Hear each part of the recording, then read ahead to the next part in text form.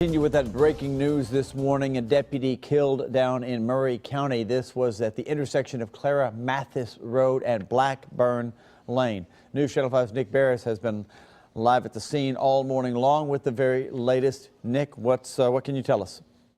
A very tragic morning here in Murray County as we've learned a deputy dies in the line of duty. That deputy, 41-year-old Daryl Perrette, was involved in a high-speed chase. Another deputy chasing a DUI suspect.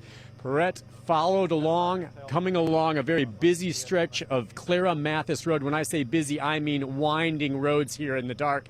And deputies apparently coming around a curve, the THP investigating, saying that it appears as though Deputy Perrette lost control of his vehicle. Single vehicle accident, rolls off the road into a ravine here, into a grassy area, slamming up a tree, against a tree, and dies on impact. Not far down the road, the DUI suspect crashed her vehicle and has since been taken into custody.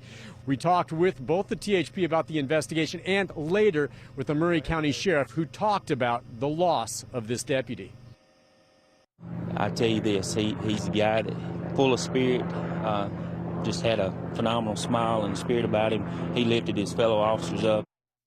Deputy Perrette was a 2-year veteran on the force here, had been beloved on the force. We're told that he was very well liked and a very, very good sheriff's deputy, just doing his job, trying to back up one of his colleagues this morning when this fatal accident occurred. I did talk to the district attorney this morning. They're looking into the possibility of charging the DUI suspect, among other things, with homicide, but right now it appears as though that may not be the possibility. More likely, that suspect will be charged with, among other things, felony evading arrest. Once again, 41-year-old Murray County Sheriff's Deputy Daryl Perrette dies in the line of duty. A tragic morning in Murray County. Nick Barris, News Channel 5 HD. Nick, thank you. We'll get more updates throughout the morning from you. Happening today, Election Day is finally here. There are several contested races expected to come down to the wire. News Channel 5's Cuthbert Langley has been live for us all morning long to break down the races for us. And really the most talked about might be an issue, not necessarily a candidate. Exactly, Steve. We're really talking about two things here. Amendment 1, which has been known as the abortion amendment, but also that wine referendum as well. It's been 7 years in the making. Supporters of this referendum have been trying to get this on the ballot throughout the summer. Of course, we'll remember those petitions in the grocery stores because actually they had to get enough signatures in order for this to even be added to the ballot for this election day. That is the case now. And even though there are some people who are against this referendum, even those opponents say it's very likely this referendum will pass this year. Around 80 different cities and counties will be voting on this referendum. That includes areas like right here in Nashville, as well as Brentwood, Franklin, Murfreesboro, and Mount Juliet. Supporters, of course, are arguing convenience, saying it's much easier to get your wine right there in the grocery stores. Those who are against it say they are worried about how this will affect their bottom line. Of course, liquor stores are the only ones with that wine, so they are very worried about what would happen once this referendum goes in place. But if voters do choose to have wine in grocery stores, don't expect to see it anytime soon. It will be in the middle of 2016 before any wine is added to the grocery stores. But you can see the signs behind me, folks walking up here to the Howard School building as the polls have now been open for about 30 minutes or so. So it'll be very interesting to see how the day plays out, given especially since early voter turnout was lower than normal. So we'll have much more throughout the day today. But for now, we're live here in downtown Nashville. Cuthbert Langley, News Channel 5 HD. Cuthbert, thank you. Making headlines this morning. 4 students from Portland High School were involved in a deadly wreck overnight. Happened on State Route 109, just outside of Gallatin. The THP says the teen's car turned into the path of a tractor trailer. 2 were killed.